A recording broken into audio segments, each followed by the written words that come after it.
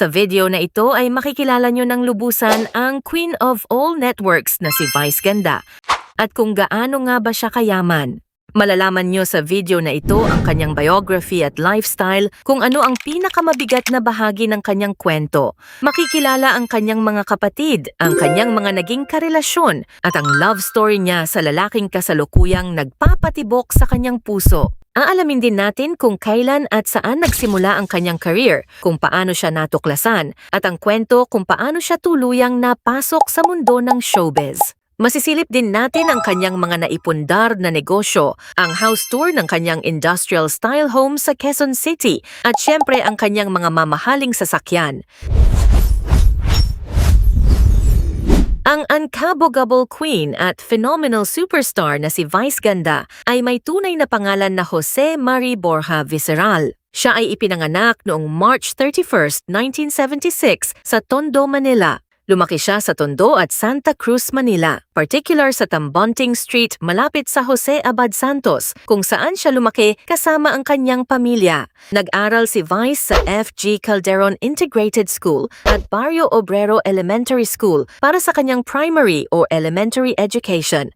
Ayon sa isang ulat, nasa Barrio Obrero Elementary School siya nagtapos ng elementarya at noong 2013, bumalik siya sa paaralang ito upang mamigay ng school supplies sa mga estudyante. Sa high school ay nagtapos siya sa Far Eastern University High School noong 1992 at sa college ay nag-aral rin siya sa Far Eastern University sa Maynila at kumuha ng kursong Bachelor of Arts in Political Science. Gayunpaman, hindi niya natapos ang kanyang degree dahil kinailangan niyang ihinto ang kanyang pag-aaral matapos pumanaw ang kanyang ama at dahil kinailangan rin niyang maghanap buhay upang makatulong sa kanilang pamilya.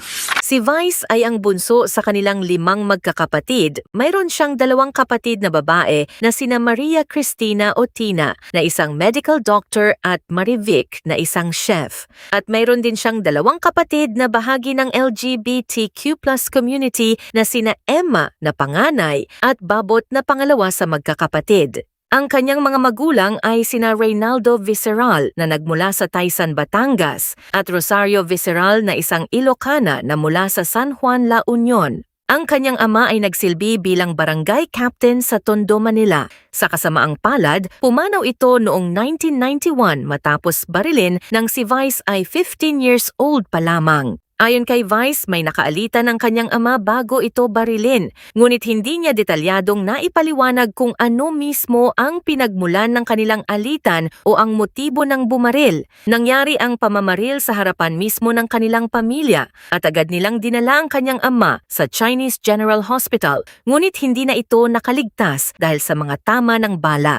Malaki ang naging epekto ng pangyayaring ito kay Vice, lalo na dahil hindi agad nabigyan ng hustisya ang pagkamatay ng kanyang ama.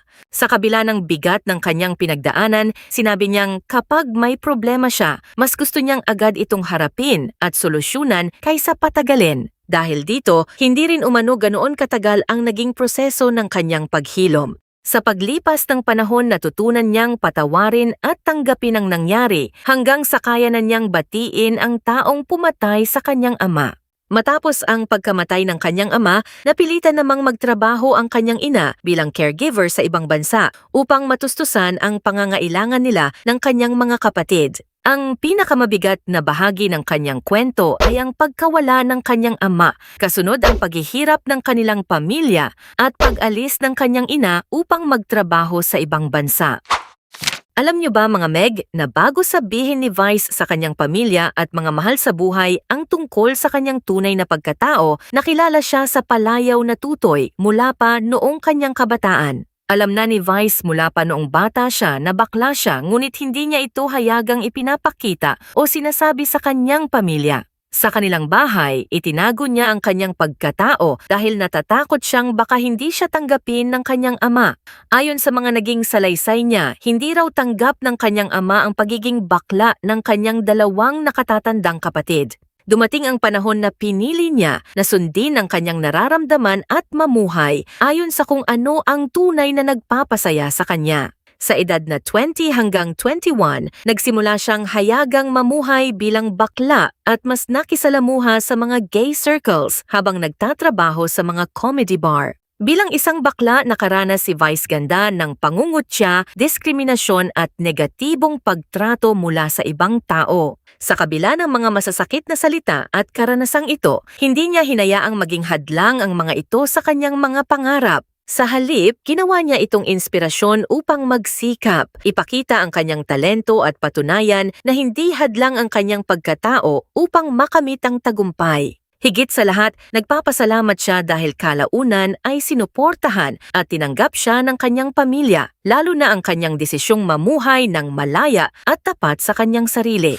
Para sa mga bakasyon at nakaka-relax na paglalakbay kasama ang kanyang pamilya at partner na si Ayon Perez, mas gusto niya ang mga eksklusibong beach destination tulad ng Aman Pulo. Ang isa sa mga paborito at comfort food niya na labis niyang hinahanap-hanap ay ang Ilocanong dinakdakan na laging inihahanda ng kanyang nanay Rosario.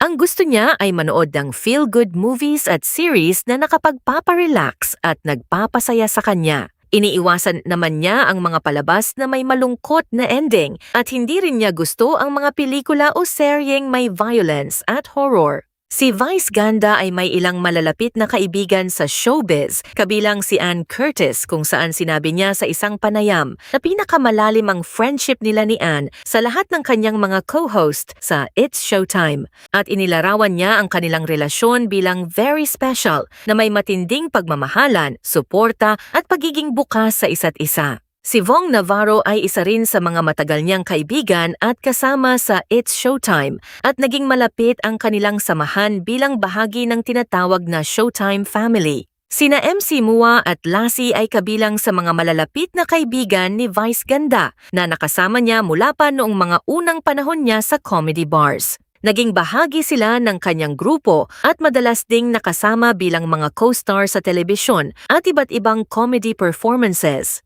Sa paglipas ng panahon, nanatili ang kanilang pagkakaibigan at naging bahagi sila ng circle of friends ni Vice Ganda sa showbiz. At ang kanyang matagal ng kaibigan ay si Coco Martin at magkaibigan na sila bago pa sila naging mga sikat na artista. Noong panahong iyon, si Vice ay gumagawa pa ng mga comedy bar shows habang si Coco ay nagtatrabaho bilang waiter sa Max's Restaurant. Nag-perform si Vice sa isang Christmas party ng Max's Restaurant. Habang nagpe-perform ay naghahanap siya ng isang gwapong lalaki na maaari niyang isama sa kanyang spiel sa stage. Itinuro ng ibang staff si Coco kaya nilapitan siya ni Vice at inimbitahang sumama sa stage pero tumanggi si Coco kaya nairita si Vice at naisip niyang suplado si Coco. Sa kwento ni Vice, lalo siyang nainis nang sabihin ni Coco na sasapakin siya nito kapag nakita siya sa labas. Ngunit hindi alam ni Vice noon na ang mga pinsan ng actor ay bahagi pala ng kanyang circle of friends. Kalaunan, nalaman nilang magkakilala ang kanilang mga kaibigan at kamag-anak kaya doon nagsimula ang kanilang pagkakalapit. Sa halip na mauwi sa tunay na away, ang hindi magandang unang pagkikita ay naging simula pala ng isang matagal at malalim na pagkakaibigan. Mula noon, naging malapit siya hindi lamang kay Coco kundi pati sa mga pinsan at kamag-anak nito at madalas ding nanonood si Coco sa mga gig ni Vice sa comedy bar. Mas naging malalim ang kanilang pagkakaibigan nang magtrabaho si Coco sa abroad dahil madalas silang mag-usap sa Friendster at Yahoo Messenger kung saan naibabahagi ni Coco kay Vice ang kanyang mga pinagdaanan. Nagpapadala rin ang aktor ng mga pasalubong kay Vice, bagay na nakita ni Vice bilang tanda ng tunay na pagmamalasakit ng kanyang kaibigan. Hindi rin naging madali ang buhay ng dalawa bago sila naging matagumpay. Ayon kay Vice, pareho silang naghirap, nagutom at nagsikap bago dumating ang kanilang tagumpay. May pagkakataon pa raw na wala halos racket si Coco matapos itong bumalik mula abroad. Nang magkaroon si Vice ng trabaho bilang judge sa isang event, hiniling niyang kunin din si Coco kahit maliit lamang ang budget. Sa halip na kunin ang sarili niyang sahod ay ibinigay niya ang kanyang budget kay Coco. Hindi lamang sila naging magkaibigan sa panahon ng kasikatan, magkasama na silang nangangarap at nagsusumikap noong pareho pa silang nagsisimula. Sa kasalukuyan, pareho ng matagumpay sina Vice Ganda at Coco Martin sa kani-kanilang karera at kabilang na sila sa mga pinakakilala at matagumpay na personalidad sa industriya ng showbiz. Dahil sa kasikatan ni Vice, hindi maiwasang maging interesado ang kanyang mga tagahanga sa kanyang buhay pag-ibig. Naging usap-usapan ang kanyang dating relasyon kay Terence Romeo na former FEU varsity player at former PBA player. Hindi man niya isinapubliko ng husto ang kanilang relasyon, pinili niyang panatilihing pribado ang ilang detalye upang maiwasan ang mga intriga. Para kay Vice, ang mahalaga ay masaya ang kanyang puso at maayos ang kanyang buhay pag-ibig. Ngunit sa kasamaang palad, nauwi sa hiwalayan ang kanilang relasyon. May mga naging partner rin siya dati na hindi niya pinapangalanan sa publiko. Kadalasan, ibinabahagi niya lamang ang mga karanasan at aral mula sa mga nakaraang relasyon. Ang isa lamang sa mga pangalang nabanggit sa kanyang mga kwento ay si Lester. At ang nagpapasaya sa puso ni Vice ngayon ay si Ion Perez. Si Ion ay unang nakilala ng maraming manonood bilang Kuya Escort sa segment na Kapareho ng It's Showtime.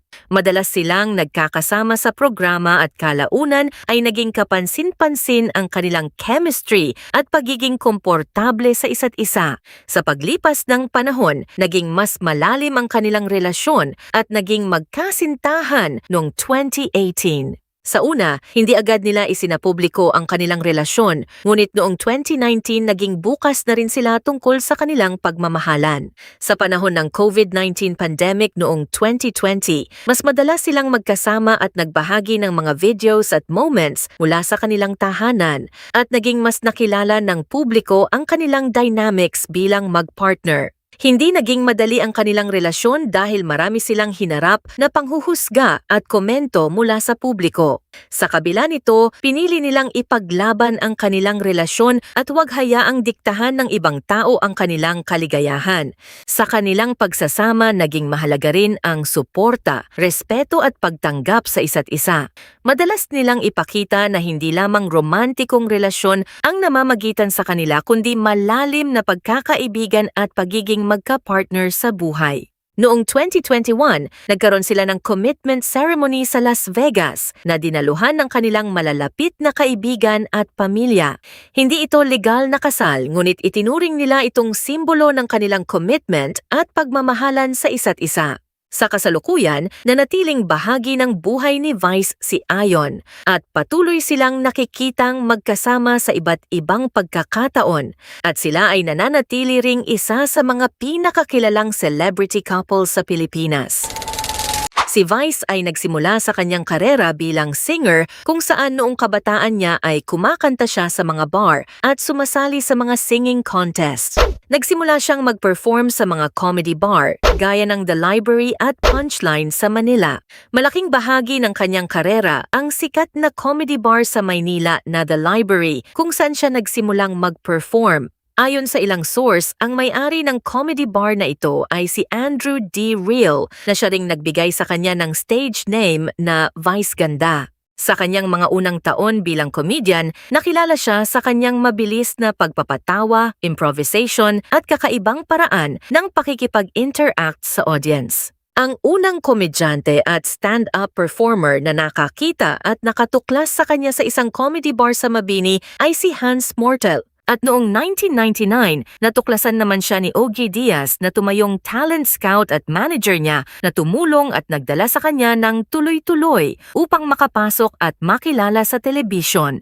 Ang kanyang unang palabas sa telebisyon ay sa Judy Ann Drama Special ng ABS-CBN bilang si Antonia at ang kanyang unang malaking pelikula naman kung saan lumabas siya ay sa Apat, Dapat, Dapat, Apat ng Viva Films. Lumabas din siya sa TV series na Kokey. Nagkaroon ng roles sa mga palabas tulad ng Diyosa at Maging Sino Ka Man. Ang pagbabalik, lumabas sa independent film na Kondo at sa Star Cinema film na In My Life. Noong October 2009 ay naging bahagi siya ng It's Showtime bilang hurado at ito ang naging malaking turning point sa kanyang career dahil sa kanyang natural na pagpapatawa, mabilis siyang naging paborito ng mga manonood. Ang kanyang unang major lead role sa pelikula ay noong 2010 nang magbida siya sa Petrang Kabayo at naging malaking commercial success ang pelikula.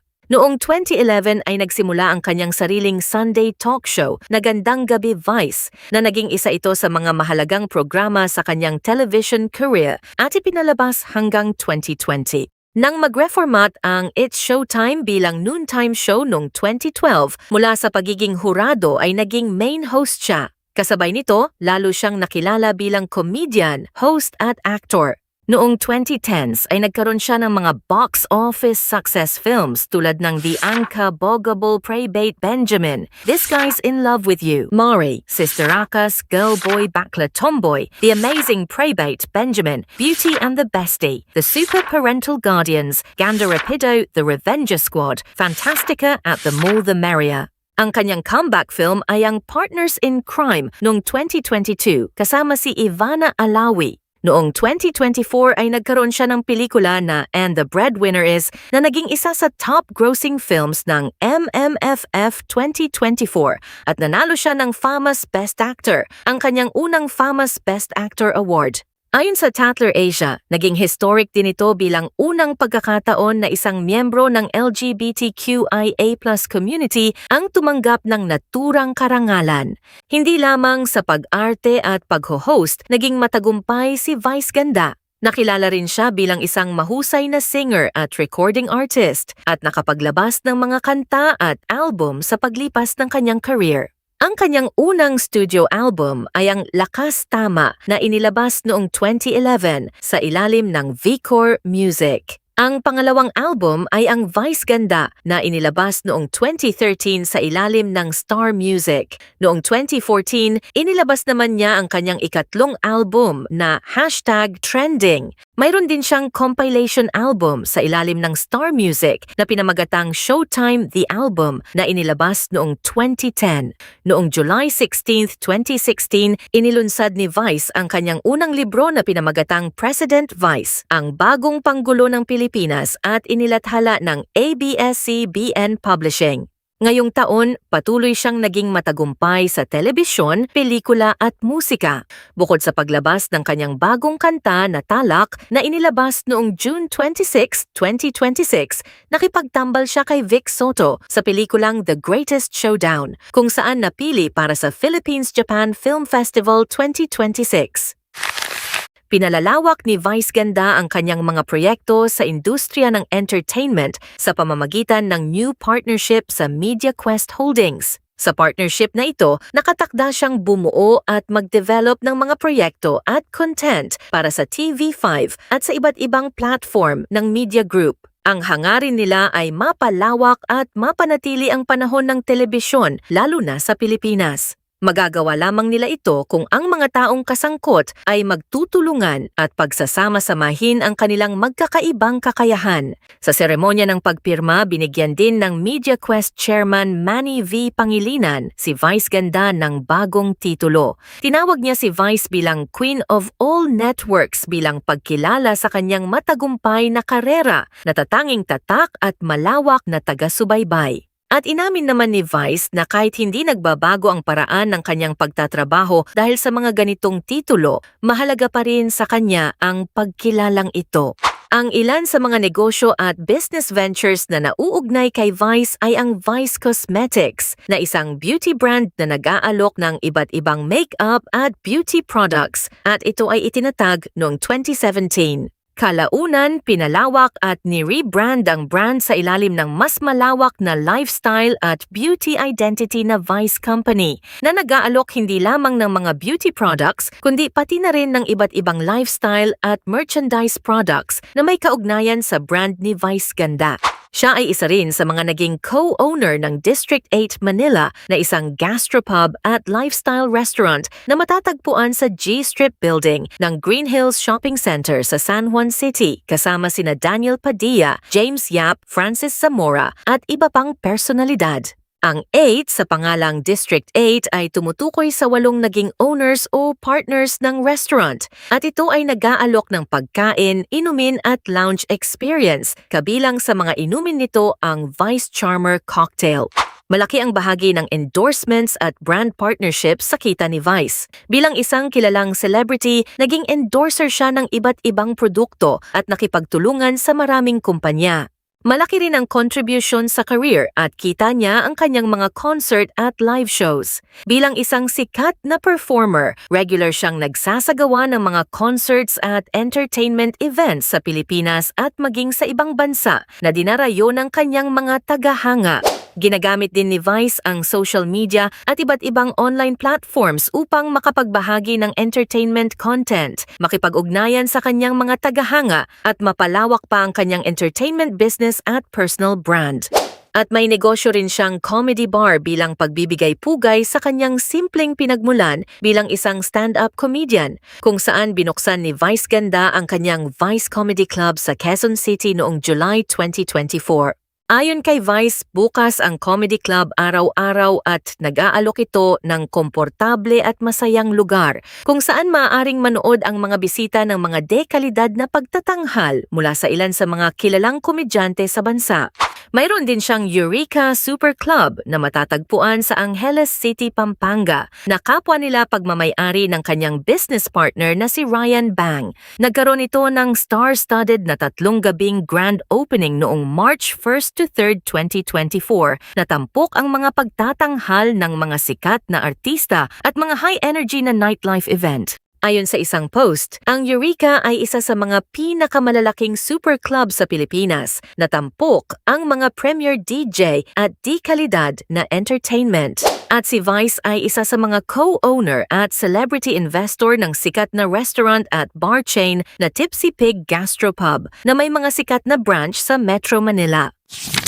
Si Vice Ganda ay may naipundar ding napakaganda na industrial-style home sa Quezon City at ang bahay ay may silver at gray motif na may lawak na humigit kumulang 1,300 square meters. Ang panlabas na bahagi ng bahay ay mas nagiging kahanga-hanga sa gabi. Ang exterior nito ay napapalibutan ng mga ilaw mula sa mga hagdan patungo sa pangunahing pintuan, kaya mas nagiging elegante at buhay na buhay ang buong bahay kapag madilim na.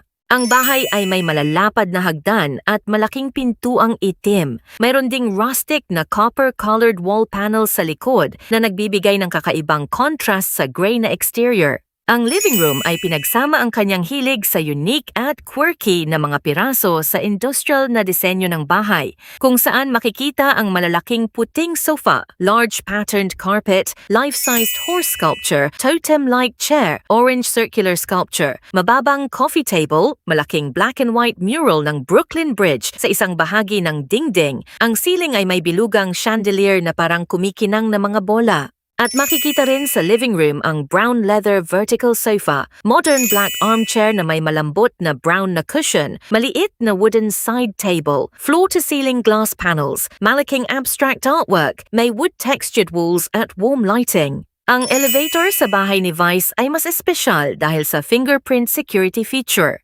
Maaari lamang itong i-activate gamit ang kanyang fingerprint, maliban na lamang kung bibigyan niya ng pahintulot ang security personnel na patakbuhin ito kahit wala siya roon. At makikita rin sa kanan nito ang malalaking floor-to-ceiling glass windows na nagbibigay ng malinaw na tanawin sa outdoor area. Ang den ay nagsisilbi ring entertainment room. Mayroon itong malaking projection screen kasama ang surround sound system na perpekto para sa movie night, panonood ng pelikula o bonding kasama ang mga bisita. Makikita rin dito ang malalaking gray sofa, armchair, ottoman, bilog na coffee table, dark blue na carpet, malaking entertainment cabinet, dining table at mga upuan, warm lighting, artwork at dekorasyon sa dingding. Sa likuran ng den ay makikita ang malaking display shelf na puno ng mga award at trophy na napanalunan ni Vice. Ibinahagi rin niya na marami pa siyang ibang trophy at pinag-iisipan pa niya kung saan ilalagay ang mga ito. Para naman hindi matumba ang mga tropeyo dahil sa vibrations o malalakas na tunog, aktual na ikinabit o idinikit ang mga ito sa shelf upang manatiling ligtas at maayos ang pagkakalagay. Ang dining room ay may malaking dining table na ang laki nito ay sapat para sa isang masaganang handaan na maaaring pagkasyahan ng 12 katao at ito ay napapalibutan ng mga itim na modernong upuan. Kabilang din sa mga kapansin-pansing detalye ng lugar ang mga artwork na nakadisplay sa mga dingding at ang magagandang bilog na lamps na magkakapatong ang disenyo at nakasabit sa ceiling na nagbibigay ng modernong dating sa dining area. Mayroon ding ornate mirror, malalaking black and white artworks at flower arrangements at decorative pieces sa ibabaw ng mesa at side tables. Ang bahay ni Vice ay may clean kitchen at dirty kitchen. Ang isa sa mga kapansin-pansing feature ng clean kitchen ay ang dumbwaiter na parang maliit na elevator na ginagamit sa pag-akyat at pagbaba ng pagkain mula sa kusina papunta sa ibang palapag. Ang mahaba at rectangular na swimming pool ni Vice ay talagang maihahambing sa isang marangyang hotel. Pinili niya ang above-ground style na swimming pool na kumpleto pa sa jacuzzi, kaya perpekto ito para sa pagre-relax at pag-enjoy sa bahay. May sariling spa room sa loob ng kanyang bahay na kumpleto pa sa sauna. Makikita sa larawan ng isang modernong sauna room na halos buong interior ay gawa sa mapusyaw na natural na kahoy. May mahaba at malapad na wooden bench na may sandalan na nagbibigay ng sapat na espasyo para sa pagpapahinga. At sa kanang bahagi ay makikita ang traditional na wooden sauna bucket at sandok, pati na rin ang lalagyan ng mga sauna stones. Para sa isang taong mahilig sa fashion tulad ni Vice, hindi na nakapagtataka kung bakit napaka-luxurious ng kanyang walk-in closet na para bang isang maliit na department store sa loob mismo ng kanyang bahay. Gumamit siya ng dark black cabinetry kung saan sa kaliwang bahagi ay may napakaraming shelves na puno ng iba't ibang sneakers at casual shoes sa iba't ibang kulay at disenyo. At sa kanang bahagi naman ay makikita naman ang koleksyon ng high heels, sandals at eleganteng sapatos. Sa walk-in closet ay mayroon ding malaking wall-to-wall cabinet na may glass doors kung saan nakadisplay ang maraming designer bags at fashion accessories. Mayroon ding vanity area na may salamin at built-in lighting. Malaking Black Island cabinet na maraming drawers. May mga upuan at stools na may malambot na fur-like cushions at may track lights sa ceiling. Pero ibinahagi ni Vice na nais niyang ibenta o iwan ang kanyang napakalaking mansyon na ito dahil masyado na itong malaki, nakakapagod at magastos para sa maintenance nila ng kanyang partner na si Ion Perez. Dahil dito, plano na niyang magpagawa o lumipat sa isang mas maliit, simple at mas minimalist na bahay na mas angkop sa kanyang nagbabago at mas payak na pananaw sa buhay habang siya ay tumatanda. At si Vice ay bumili rin ng brand new 3-story house para sa kanyang pamilya na may maraming bedrooms na bawat isa ay may sariling banyo. At mayroon din itong pribadong swimming pool na may mga halamang ornamental at maliliit na puno na nagbibigay ng preskong at relaxing na ambience.